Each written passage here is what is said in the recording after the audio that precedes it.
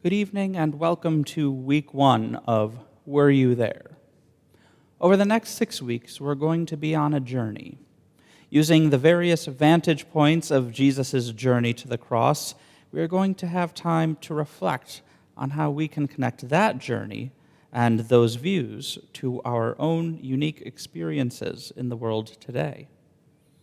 This is a time to take a break from the world around us, take a break from scrolling and sharing, a break from work, a break from expectations and deadlines, and a break from the constant distractions.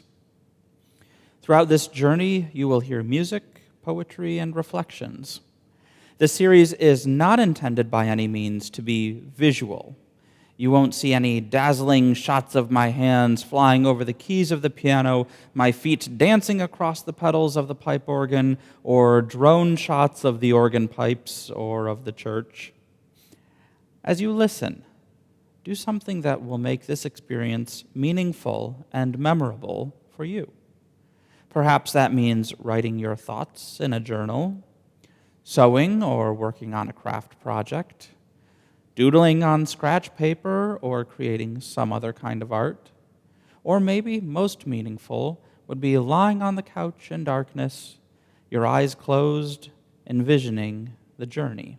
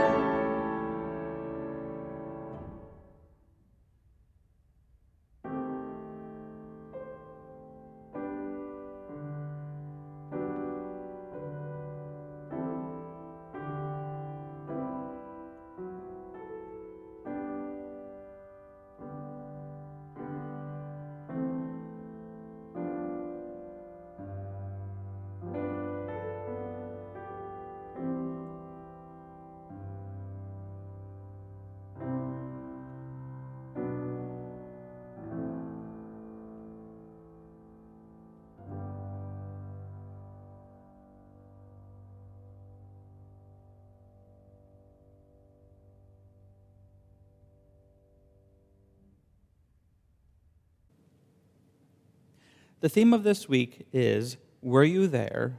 In the Shouting Crowd. Our scripture comes from the book of Matthew, chapter 27, verses 20 through 23, and 27 through 31. "What shall I do, then, with Jesus, who is called the Messiah?" Pilate asked. The crowd answered, "Crucify him!" "Why? What crime has he committed?" asked Pilate. But they shouted all the louder, "Crucify him!" Then the governor's soldiers took Jesus into the praetorium and gathered the whole company of soldiers around him. They stripped him and put a scarlet robe on him, and then twisted together a crown of thorns and set it on his head. They put a staff in his right hand. Then they knelt in front of him and mocked him. "Hail, King of the Jews," they said. They spit on him and took the staff and struck him on the head again and again. After they had mocked him, they took off the robe and put his own clothes on him, and they led him away to crucify him. Some of you might be thinking, how can I connect the torture and mockery of Jesus to my own experiences today? Surely I have never done anything like that to another person, and surely if I ever saw someone doing that, I would put an end to it. Perhaps. But that's really the point of this series. Perhaps the shouting crowds look a little bit different 2,000 years later. As I was preparing for this series, I thought to myself, if I'm going to expect the listeners to come up with examples, I had better be willing to come up with some myself.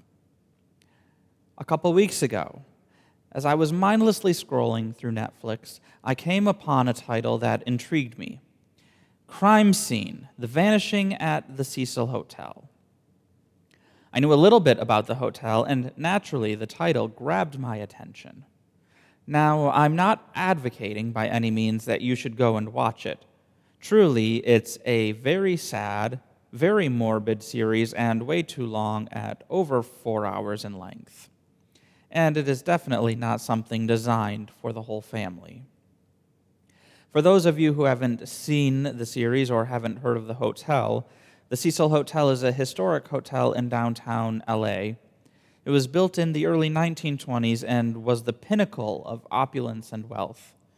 Built as a luxury hotel for business travelers and tourists, the Great Depression forced the hotel to offer rooms at extremely low daily, weekly, and monthly rates.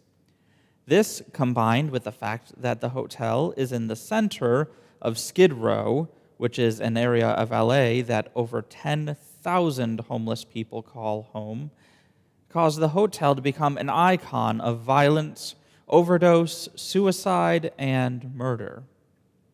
One of the former managers of the hotel recalled that it wasn't uncommon to have to call 911 1 to 3 times per day during her tenure. Over the decades, the Cecil Hotel has seen many management and ownership changes trying to pull Cecil from its sordid past, but the hotel seems unable to shake its history. Unfortunately, death at the hotel isn't limited to stories of decades past. The latest death at the Cecil was in 2013. A Canadian student by the name of Elisa Lam disappeared after she was seen behaving erratically on elevator security cameras. A couple weeks later, her body was discovered in the water tanks on top of the hotel. The difference in this death and all of the others that happened at the hotel was the intervention of social media. After the first couple of days of searching for her, the LAPD decided to go to the public for help and released the elevator footage to see if anyone had seen Elisa recently. Rather than leaving it at, "No, we haven't seen her," YouTube personalities who like to call themselves internet sleuths decided to take matters into their own hands and make $1 or $2 along the way. They decided to dissect and enhance the video, highlight shadows, point at things that weren't there, dig through Eliza's social media accounts, scream outrageous and unfounded claims, everything from paranormal activity to coercion and foul play, giving their videos sensationalized clickbait titles, all to get the views, to make the money. Does this sound like the beginnings of a shouting crowd to you? The plot thickened, the mystery deepened as the amateur sleuth's accusations turned toward the hotel. First off, in the surveillance video, the elevator doors stayed open for an abnormally long period of time after she pressed the floor buttons. Second, the person who found Eliza's body was a hotel worker. It was reported that the large, heavy water tank cover was in place, covering the access hole. As there wasn't a ladder inside the tank, someone on the outside must have put the cover back on the tank because it was physically impossible for someone swimming in water that was 5 feet below the top of the tank to slide the lid back into place. Therefore, it only seemed obvious that the hotel had something to hide and something to do with it. The internet sleuths struck again and demanded certain hotel staff be arrested and put on trial because they were clearly guilty as sin. Does that sound like the shouting crowd to you? The police were the next on the firing line. How is it that the police were unable to find the body in such an obvious location? The fact that the police dogs lost Eliza's scent once they got to the roof, the fact that the security tape had been altered, it was only too obvious to these sleuths that LAPD was clearly protecting their own and covering up what was indubitably a murder. There were calls for the arrests of the detectives on the case to get them to pay for what was clearly a cover-up. Does that sound like a shouting crowd to you? Attention turned to a Mexican death metal singer by the stage name of Morbid when a video was discovered on his YouTube page of him at the Cecil Hotel. A few videos later, on his uploads page, was a song about a girl drowning. The internet sleuths put two and two together. Clearly, this singer was responsible for Eliza's death. Over the course of the investigation, Morbid received hundreds of messages per day, ranging from hatred and disgust to death threats, mostly by people who hadn't done any research, had taken the internet sleuths' unfounded accusations as facts, jumped on the bandwagon, and told a man they didn't know that they were going to kill him if they ever found him. Does that sound like a shouting crowd to you? Unfortunately, the narcissism and egos of the internet sleuths prevented them from admitting that they didn't know the whole story. They were unaware of the damage they were perpetuating by their unchecked stories, or even worse, perhaps they did know and didn't care. Just like the followers of those YouTube personalities, the shouting crowd around Jesus didn't know the whole story. They knew what they had been told by Pontius Pilate, the chief priests, and the other leaders. They knew what the person next to them was chanting, and they joined in the chorus. But that shouting crowd didn't know what Jesus and his disciples knew. They didn't know the whole story.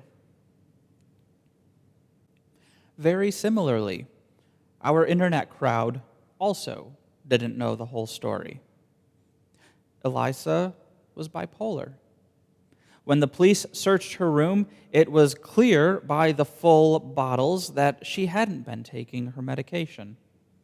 Multiple guests reported to hotel staff having issues and negative interactions with her, presumably because she wasn't taking her medication.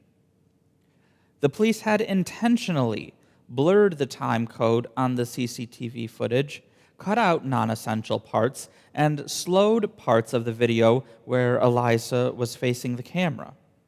When releasing the footage, their intention was to see if anyone had seen her, not to have the entire internet community rip apart the video looking for that which the viewer couldn't see. As it turned out, there was a miscommunication regarding the tank cover. The hotel worker had said when he discovered the body that the lid was off of the tank. But the officer who talked to the reporters, who wasn't even on the roof, said he believed the lid was on the tank. For many reasons, both legal and tactical, not all of the details of the case were given to the public, but people decided to act on their limited understanding, figuring they could get away with it, and their theories would become fact if they were compelling enough. Eliza's death was ruled as an accidental drowning as a result of her mental illness, a tragic, grim, and heartbreaking way to go. Now you might be thinking, what about that singer, Morbid? Surely he had something to do with it. Well, the shouting crowd sure seemed to think so. Unfortunately, they were the only ones. He wasn't even on the police's list of suspects. The internet sleuths thought they had hit the discovery jackpot and they would be credited with finding the killer. Unfortunately, when it came to finding facts to back the theory, the crowd fell short. Morbid wasn't even in the United States when Eliza stayed at the Cecil Hotel. And that video of him at the Cecil, that was filmed a year prior to Eliza's check-in. It truly is a shame things went that far. Morbid couldn't handle the stress, anxiety, depression, and sadness from receiving hundreds of death threats a day. He attempted to take his own life, failed to do so, and ended up in a psychiatric hospital for 5 months. It ruined him in many ways. He said the worst part of the whole ordeal was when he was finally able to prove his innocence, finally able to be heard above the shouting crowd. None of the people who accused him, who tormented him, who threatened him, who ruined him, no one admitted they were wrong. Thousands of people, not realizing what they had done to him, simply moved on with their lives. After all, they were just empty threats by anonymous people hiding behind a keyboard. Do you think the shouting crowd that accompanied Jesus to the cross knew exactly what they had done? Crucifixion is a big deal to us because we can't imagine experiencing it, nor can we imagine doing it to someone else. But it was very common in Jesus' time. The Romans spent 500 years perfecting what they considered the art of crucifixion. One might say that crucifixion was as popular then as now, giving that perfectly insulting Facebook comment to a person you don't even know because they posted an opinion that you don't like. Do you think that once Jesus was crucified, the crowd went home, lived their lives, not giving it a second thought? Let's take some time now and contemplate and reflect how this shouting crowd might relate to us. Where have we seen examples of this shouting crowd as we walk through our daily life?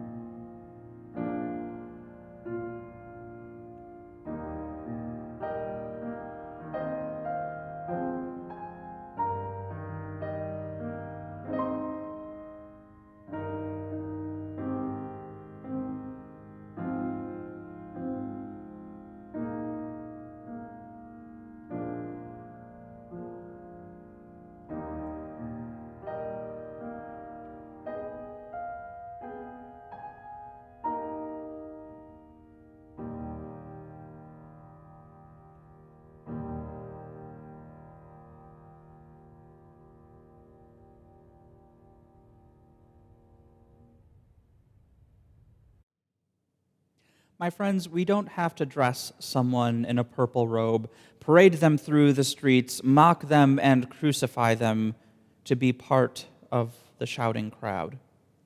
Today, it can be done as easily as pressing enter, clicking share, sending a text, subscribing to someone we know is more interested in getting views than telling the truth. Elisa Lam posted on social media an average of 3 to 5 times per day. Many of her posts were short thoughts on mental illness and finding one's place in the world. This is one of her final thoughts, posted shortly before her disappearance.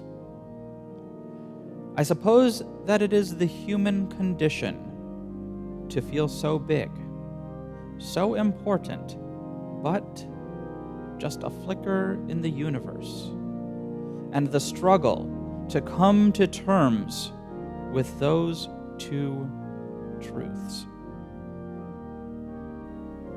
My friends, we are only on this earth for a short amount of time. Let's use that time to walk with Jesus and promote his messages rather than being part of the shouting crowd.